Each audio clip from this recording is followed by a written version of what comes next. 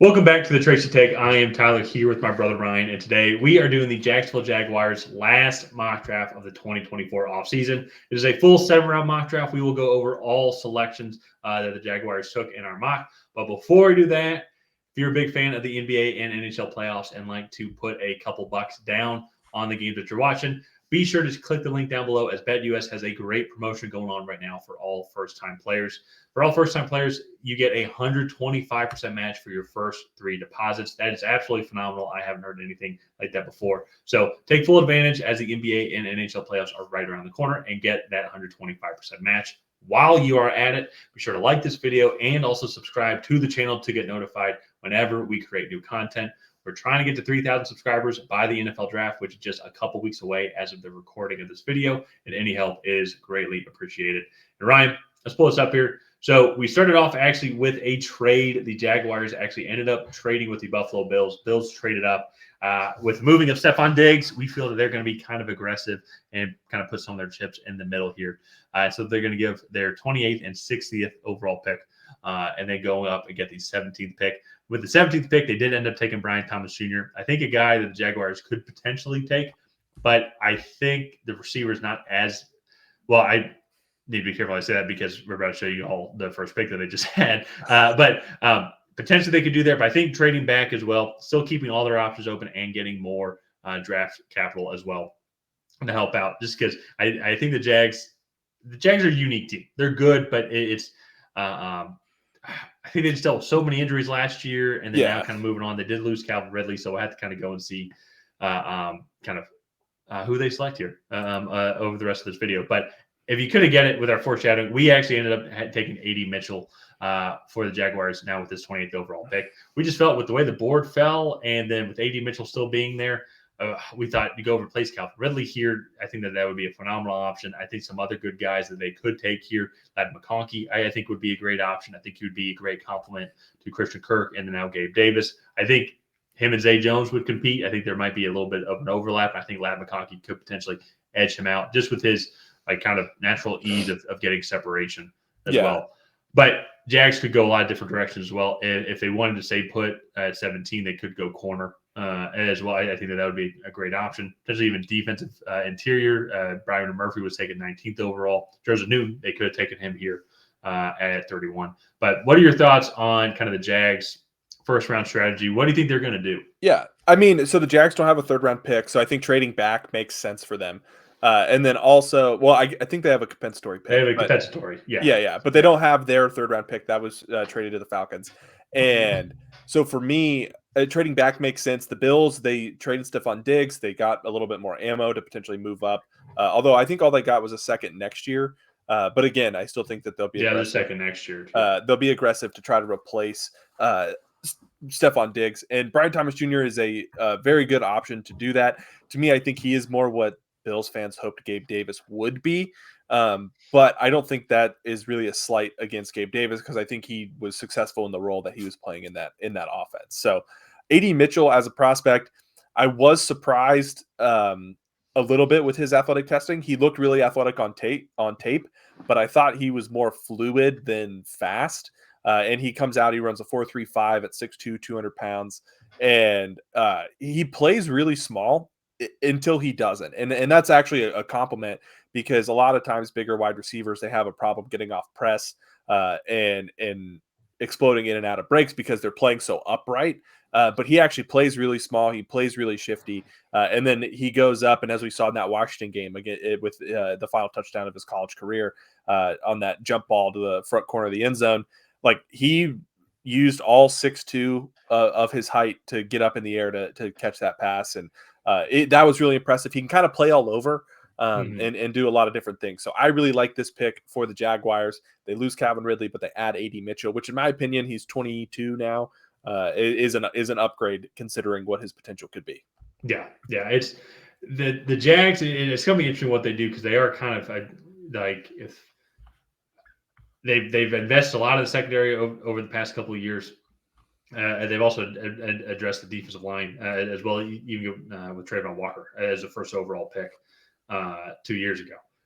So it's interesting kind of on where they want to really focus on this draft. And I feel like a player like AD Mitchell, if they're going best player available mentality, and this is how things pan out if they trade back, I think he would be a great addition to the team. And so moving on now to their next pick, having going with Enos Rakestraw at 48th overall. I think it's kind of one of the areas where if they do want to trade back and go a different direction in the corner, where they're picking at in a second round pick, there is a kind of second wave of corners here with Enos Rakestraw, TJ Tampa.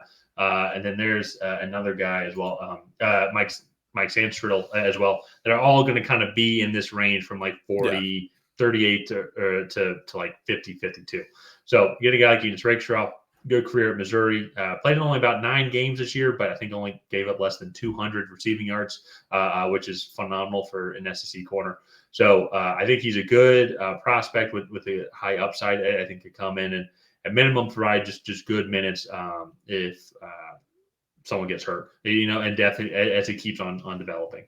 Yeah, and this is a guy we both really liked out of Missouri. Played in 9 games, didn't give up a single touchdown in the SEC, and I just like kind of what he does. He is an outside corner, and I like just he looks like he plays with a really good mentality, very aggressive, and just what you want your corners to play like. So I like him here at 48. I think that's good value. Probably falls a little bit outside of that top corner range just simply because he did get injured last year, but the tape kind of speaks for itself. So let's go ahead. Well, I was going to say, and then one of the things too with the way the board fell out is all those top 5 corners didn't make it to 28. No, but if it does, then they want to go with one of those corners, like let's say Kool-Aid McKinstry falls to 28. Now they are in a spot here. It's like where there are going to be receivers that are in that range, like Xavier Leggett was taken just a couple picks before. Pierce Hall's right before him. Roman Wilson was available, and then Keon Coleman. So they could even go opposite of corner or receiver as well, which I think it puts them in a flexible position here. But also then too, as we're about to show you, they're picking just 12 picks later now at 60. Yeah, and this is Marshawn Nealand. He is an edge rusher. He's like 6'3", 300 pounds. He's just actually I think he might be like 6'6", 300 pounds because I want to say he's pretty lanky. Oh, that's more normal. Yeah. Yeah. But like just a huge guy. He's a little bit of a tweener, but just kind of a freak athlete. And I think you look at Trayvon Walker and then also Josh Allen. Both of those guys are also freak athletes. And so I think he kind of fits right into that system where they can kind of move them all around and do some funky things with formations there. But he's going to be a really solid pass rusher. No slouch against the run either, at that size. Sometimes with these tweeners, they're really good in interior pass rush, but they're such liabilities in the run game, and I don't really see that with Marshawn Nealand.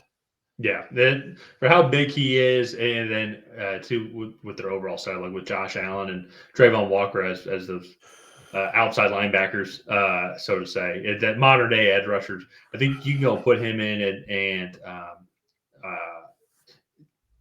he'd be on the ground, and I think he'd be a great compliment to both of those guys because you're right, like he's going to be so big and such a force up the middle that it's going to create, I think, for more opportunities for Josh Allen and Trayvon Walker on the outside. So could be very unique. And so let's move on now to their 3rd round pick, where we do have them addressing the offensive line here, going with Roger Rosengarten at offensive tackle here. Get some offensive line depth here as well. Cam Robinson was in and out of the lineup as well. They did get Anton Harrison, who I think was a great pick last year. And then Walker Little's also there as well. Yeah. They don't really have that 4th tackle, so to say, just in case if one of those guys goes down. So I think you go here, get him good value. But kind of similar to what we've been saying, though, as well, there's some other options as well. Like Zach Zinter was taken just a couple picks later if they want to address the guards or if they want to address the cornerback position again. Cam Hart was taking a couple picks before this. Yeah, and Roger Rosengarten, I think, adds a unique skill set. He's a little undersized for tackle. He has the length that you would want, but was just very, very athletic and probably is one of the most athletic tackles in this class.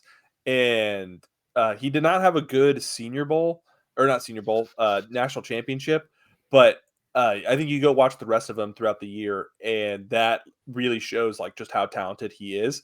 And I do think he could potentially kick in and play either guard spots. And he did also protect Michael Penix's blind side. So he is a little bit more translatable, I think, to the left side than maybe like a traditional right tackle would be, similar to like a Talise Fuaga or like a JC Latham. Yeah. And so I just like this pick, a really good offensive lineman here at 96. I wouldn't like, I know he played tackle, but I would just say a good offensive lineman. Just in general. Yeah. Yeah. So, yeah. Let's move on now to their day 3 picks. They got 5 day 3 picks. And here, starting off with Sione Bakai, safety out of Utah. Two-way player. Played wide receiver too. Oh, well, there you go. So it's even more value to the team here. But another one to like focusing on that secondary, just trying to get a little bit better, add some more depth. Like I know they have Andre Cisco and a good cast of players back there as well that they've drafted within recent years. But still trying to maybe bring in some more competition there. Yeah. And then Justin Aboigbe, the defensive tackle from Alabama. Again, less of a tweener than Marshawn Nealand, but could potentially play like an edge in a 3-4 system with an outside linebacker. Trevin Wallace, linebacker. Delmar Glaze, another offensive lineman. And then Will Reichert, the kicker from Alabama. I think, is he the most scorer, or he's scored the most points in college football? I think something like I remember I can't remember off the top of my head. Maybe he scored the most points like Alabama history or something. But a really solid kicker there. Definitely came up in the clutch a few times for Alabama, and I expect him to do that at the next level. So Jacksonville goes and grabs a kicker there at the very end. All in all, I'm really happy with this draft for the Jaguars. They're able to trade back, acquire more draft capital, still get guys that can come in and contribute for them right away at multiple spots, add some key depth, and get some nice developmental players there going forward. Yep, I agree. So let's go ahead and wrap up this mock draft here. If you guys have not already, please go ahead and like and subscribe. Leave a comment down below on what you thought of this Jacksonville Jaguars 7-round mock draft. Did you love it? Did you hate it? What would you do differently than that? We'll see you guys next time.